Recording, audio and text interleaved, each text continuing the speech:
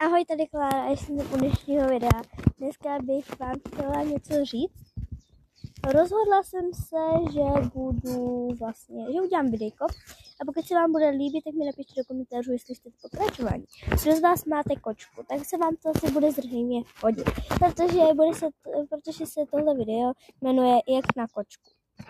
No a asi tak první tip, jestli máte kočku, která bydlí jak venku, tak doma jako my, tak určitě, když je plachá a nechce se jí úplně domů, tak by za mě bylo úplně dobré prostě vzít konzervu, nějakou misku a prostě jí díky tomuhle nalákat domů.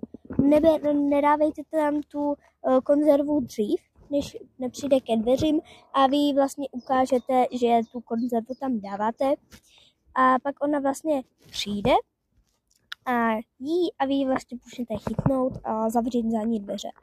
Tohle je takovej nějaký první tip a pokud chcete pokračování, druhou část, tak určitě nezapomeňte napsat do komentářů a já to vyzkouším, co funguje a nefunguje, nebo to už znám, takže tak. A pak jestli budete chtít, tak jak pochválit kočku třeba něčím a tak.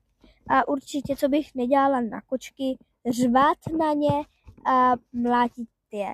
Dobře, třeba si zvyknou, že to nemají dělat, ale když něco udělají dobře, tak jim za to dát aspoň nějakou pochoutku nebo pamlsek. Omlouvám se.